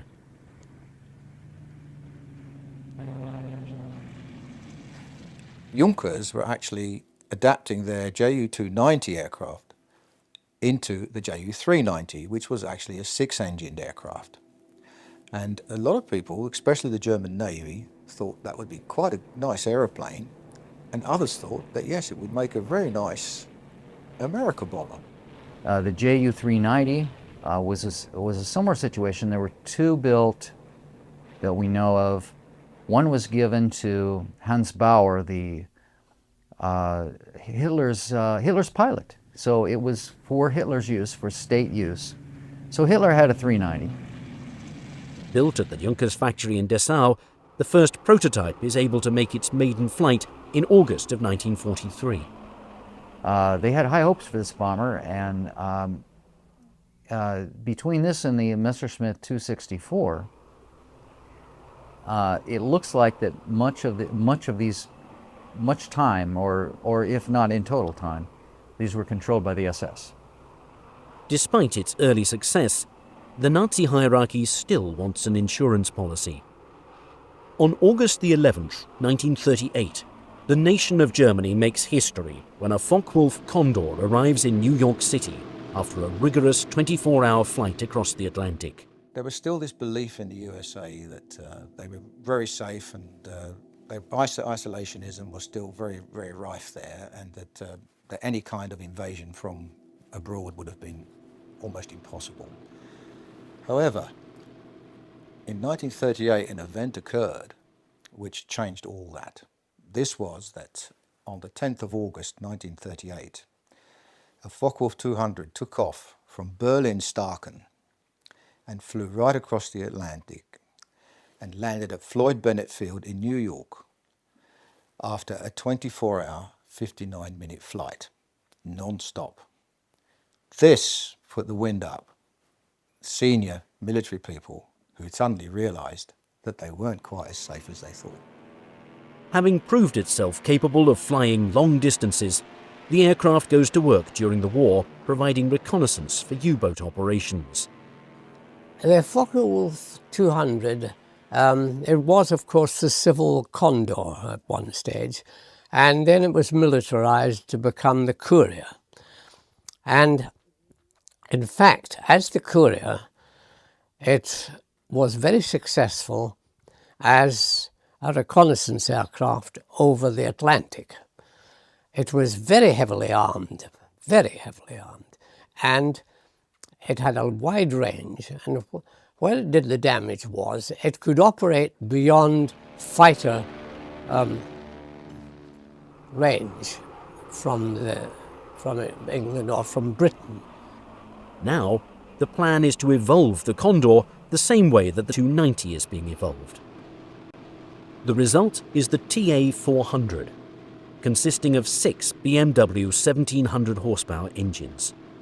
Just to keep this monster up in the air, an unprecedented 32 fuel tanks, capable of carrying 7,000 gallons of gasoline, are put on board the aircraft. Possessing a pressurized cockpit, 2 remote-controlled turrets, 20mm cannons, and a payload of 22,000 pounds. The third of the America bombers appears to be the deadliest. As Germany struggles to find a way to attack the United States, many options are looked at. Submarines, space rockets, and espionage are appealing, but the most realistic strategy by 1942 is a long-range bomber.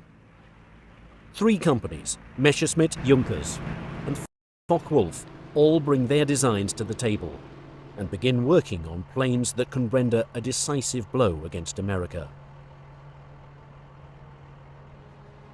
Russia did not actually capitulate. And in the winter of 1941, it actually launched a counterattack in front of Moscow. And there began a phase of the war which was to last more or less till its end.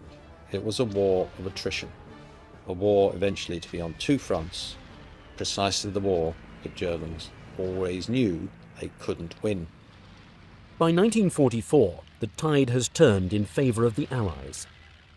Beginning in 1943, the American Air Force and the RAF, the British Air Force, were mounting 1,000-plane raids against Germany. By 1944, these raids were creating havoc in Germany. 3 raids against the city of Hamburg resulted in something like 50,000 German dead. The cities in Germany were being destroyed, leveled at the rate of something like 2 a month. While the principles of war remained unchanged, the use of new weapons revised the concept of war. This time, Germany was faced with a weapon that leaped over battle lines and frontiers and smashed at the ultimate enemy, the German worker, who equipped and fed the German soldier. This time, the enemy nation was physically destroyed before its defending army was defeated. But as the Allies came to rely increasingly on a strategy of strategic air power as a way of bringing Germany low, the need became pressing for some sort of escort fighter, and of course that need was met in the P-51. The P-38 was available at first, then the P-47. Neither had the range to be able to escort the bombers all the way from England to Germany and back. The P-51 was the first that could do that. So now you had bombers flying raids all the way into the heart of Germany, even as far as Berlin, being able to have a very effective fighter escort the whole way there and back. In England, Operation Overlord, the invasion of France, is being planned by both British and American generals for later that year. At D-Day, in the final planning, the head of Allied tactical aviation was asked, well, what are we going to do about the German fighters? He said there aren't going to be any German fighters so far. And he was essentially right, because they'd been wiped out by then. So, I mean, you know, it had a huge effect, I think, on the whole course of the war, of being able to bring the fight directly to the German tactical aviation forces. For a Germany in its last throes, they begin turning to the secret weapons they have invested so much time and money into as the saviors that can strike a knockout blow. The Holy Grail was a weapon of mass destruction. And they had gone the road of the nuclear, hoping to get the nuclear bomb. They had gone the road of the V1 and the V2.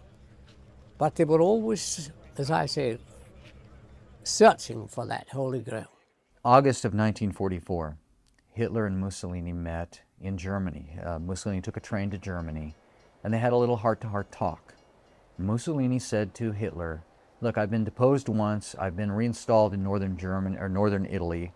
The Allies are in Italy. The Allies are closing in, the Russians are closing in from the east. It's August of 1944, and what guarantee do I have, if I still throw in my cards with you, Adolf Hitler, that you can actually pull this war out, because it's not looking good now. And Hitler said to Mussolini in so many words, I have some wonder weapons coming. In Peenemünde, the Luftwaffe is working overtime, getting the V1 flying bomb ready to launch. And if this device fails, the revolutionary V2 rocket is going to strike the fear of God into the Allies, being the predecessor of today's intercontinental ballistic missile. The V1 and the V2 were extremely important in terms of later weapons development. The V2, of course, a single glance at it will make clear that it is the ancestor of the later ICBM, the intercontinental ballistic missile. But perhaps even more than that for most Americans, it is clearly the ancestor of our NASA effort to reach space. The target for both these weapons is London, where no one will be spared. Britain's ally, the United States, is also set to receive a deadly dose of a different type of wonder weapon. The Americans were using Great Britain as an aircraft carrier to bomb Germany.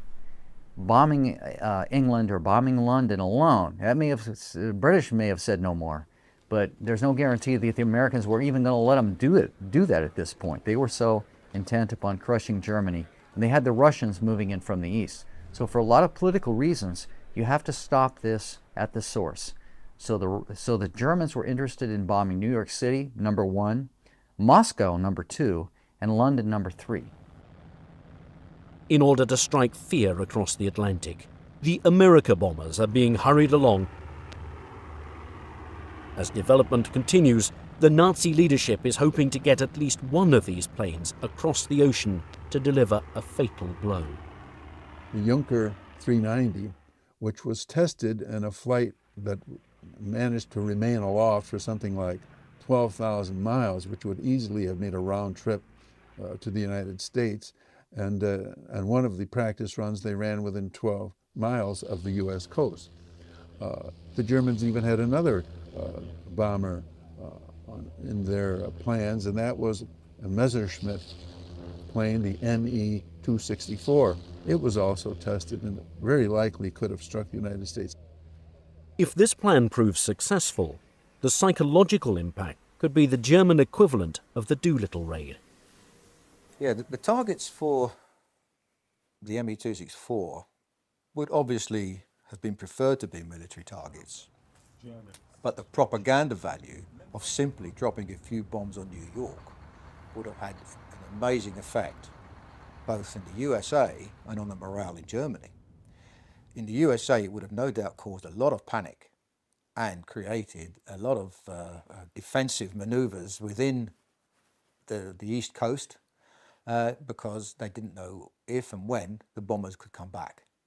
In bombing the United States, the Germans saw that they could politically damage the United States, damage the American leadership so much that the Americans would reconsider their quest for total victory. That, in other words, that the Germans could do a deal. The Germans could do an armistice on the Western Front and perhaps keep fighting the Soviets. They really didn't like the Soviets. The Americans and the British they didn't, that wasn't part of the bargain when they started the war. They really didn't, they looked upon us as more of a nuisance that got to festered and became a huge problem for them. So they would have always liked to just do away with us and continue fighting the Soviets. As intelligence leaks, President Franklin Roosevelt and Prime Minister Winston Churchill begin to worry about the secret weapons Germany might have in store for them. Franklin Roosevelt was very conscious of the capacity of German science. And indeed, in 1944, in December of that year, one of his agents who was posted in Turkey, which was a hotbed of international espionage, reported to him that the Germans had mastered another weapon called the V3, and that it was capable of attacking the United States. Now, Roosevelt took this threat seriously. In fact, he confided to one of his people that he understood that a single bomb launched in this method could destroy a United States city. So he put the East Coast on alert when this attack presumably was going to happen. Obviously, it did not occur, but it pointed out the potential of German science. If resources are diverted, England will be softened up for the eventual launchings of the V1 and the V2.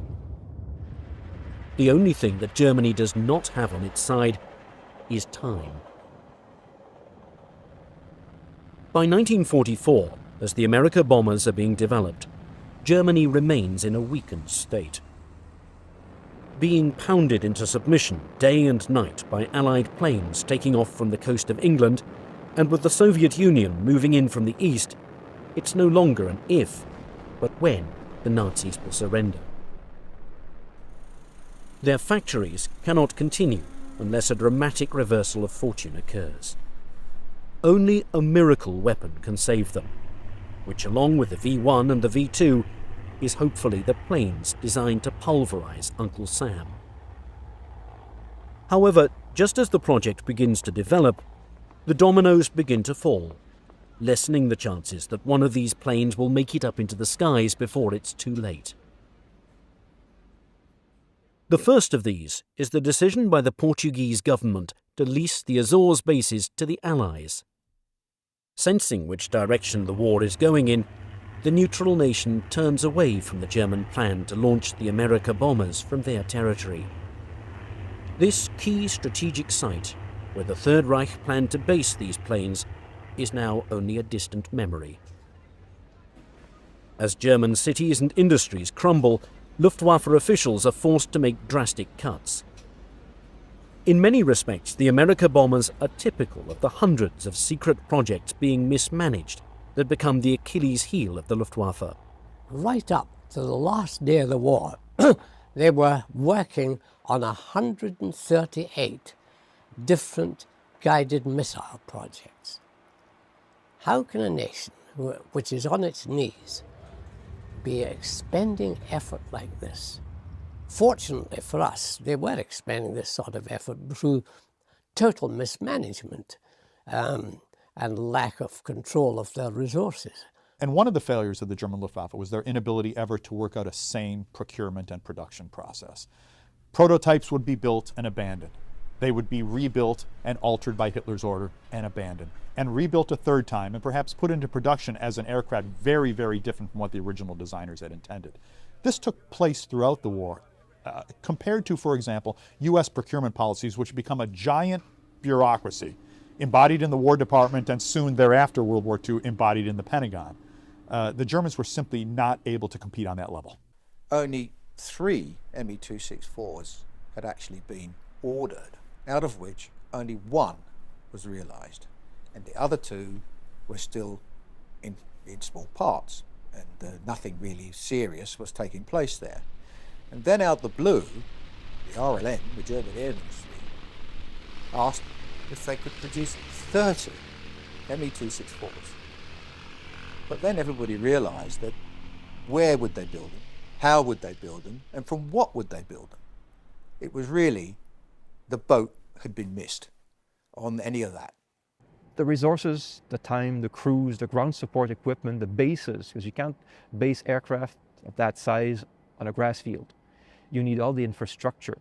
You have to get the bombs to the base, you have to get the fuel to the base, and not just once. You have to get the fuel coming back constantly, day after day after day. It's a huge infrastructure that the Americans, the British had to put up in Great Britain. The UK was a giant service station.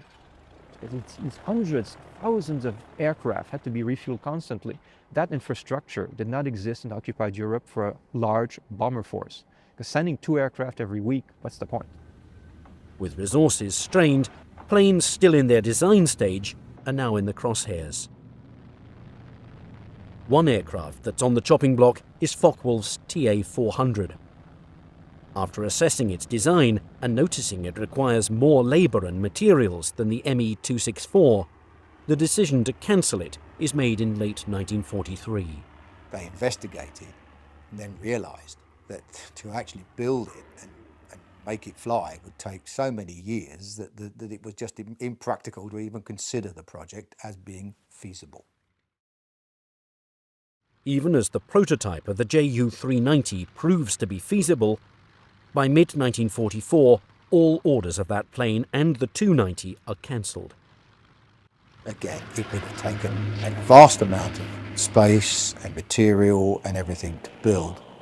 And it really, the performance of the 390 didn't come up to what was expected. So that idea didn't go any further, although the German Navy quite liked the aeroplane. Now, the only hope is with Messerschmitt. One was destroyed on the ground. The program was canceled, as all German programs were. There's a start-stop attitude. So it may have been started and stopped several times. Because of the changing situation of the war, and people had lots of ideas for strategic bombing. One day they were for it, the next day they were against it, and specifications were sort of being issued left, right and centre. Messerschmitt actually did produce a large number of projected modifications to his 264, but none of them ever came to any fruition. I mean, there were ideas to attach huge fuel tanks to the airplanes, which could be 600-gallon fuel tanks, carried externally. Also, a 6-engine version was proposed.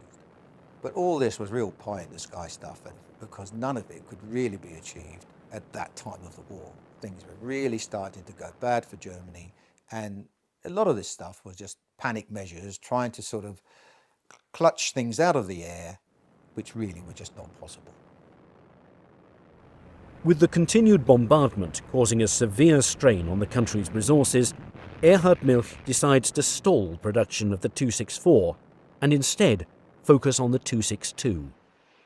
The priority now is defence, and the hope is that this jet fighter bomber can shoot down the flying fortresses that have been pounding them into submission. That same year, several Allied bombing raids on the Messerschmitt factories damage all of the 264s beyond repair. By October of that year, the aircraft is cancelled indefinitely. All of these factors combined spell doom for the America bombers. This is a solemn but glorious hour. I wish that Franklin D. Roosevelt had lived to see this day. General Eisenhower informs me that the forces of Germany have surrendered to the United Nations. The flags of freedom fly all over Europe. In the more than 60 years since the Nazi regime was destroyed, many questions surrounding the America bombers program remain unsolved. When we interrogated William Messerschmitt, he pooh-poohed it as if, I really had nothing to do with it.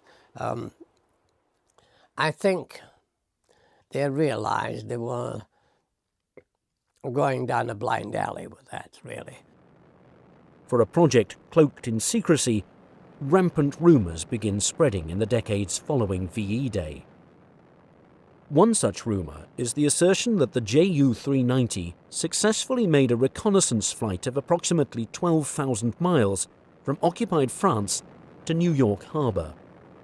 The fact that a Junkers Ju-390 came within 12 miles of New York is something that's said by many sources. It's not just one source. This isn't a wild and crazy guy saying this. This is something that is said and repeated, and I believe to be true. A hypothetical question asked is, what impact would these planes have had if they were successful in carrying out bombing raids on American cities? But I would say that even if the Germans could have put 2 or 3 aircraft together that could somehow make that perilous flight across the Atlantic and lob a couple of bombs into lower Manhattan, I think the political impact would have been tremendous. At the very least, President Roosevelt would have been forced to redeploy anti-aircraft assets from Britain, where they were protecting Britain against German air attack, to the continental United States. And that might have had some appreciable impact on the future course of operations in Western Europe. If the United States had actually suffered on its shores serious damage from German rocketry or from other transoceanic bombers such as they intended, the probably impact on the war would be that it would have been extended. Given the great industrial, innovative powers of the United States as demonstrated in that war by our production, the development of an atom bomb, no doubt we would have struck back, but it certainly would have extended the war to have the destruction brought to our shores. I wouldn't say a waste of resources, but to a large extent, the hopes of actually curtailing, even annoying the Americans was very small. They might have annoyed them all right, but that would not have been good because the Americans might simply have reacted by bombing the German factories and the bases more fiercely than they did. So in the end, chances are, even that the Germans built the bombers and the bases, they would not have remained in operation very long. They may not even have been completed before they got pulverized. Would they have been able to crack the well-oiled American war machine by 1945? Would they have been able to weaken civilian morale? When you look at the effect of the German bombing of England during the Blitz, it's pretty clear it strengthened British resolve. It caused more of a feeling of we've got to get back at those guys rather than fomenting this attitude of, oh, there's no point, we should surrender. So if you're talking about strategic bombing as trying to sap the morale of the enemy, the evidence is pretty clear that doesn't work. Naturally, the American people probably felt very secure having an entire ocean between ourselves and the war that was raging in Europe. What effect, let's say, on morale would have occurred had the Germans been able to strike us directly? I think it would have been very likely the parallel with London and Berlin. These places were smashed. Berlin was practically reduced to rubble by 1,000-plane raids, but people kept their chins up. They managed to take it and went on from day to day. I don't believe that the American people would have reacted anyway differently. It's very difficult for people who have not been involved in a war like that, or have not gone through the experience, to understand that war to us had become a condition which to us was no more different than the weather. It was something we had to live with. You could talk about it, but you couldn't do a darn thing about it. and the fact that cities got destroyed or submarines got sunk or whatever. It was just part of war, and we took it very naturally somehow without being as dismayed as we are today when we read history. The plan to bomb America proved appealing to many in the High Command, an act of revenge against a nation that seemed impregnable. Like many others,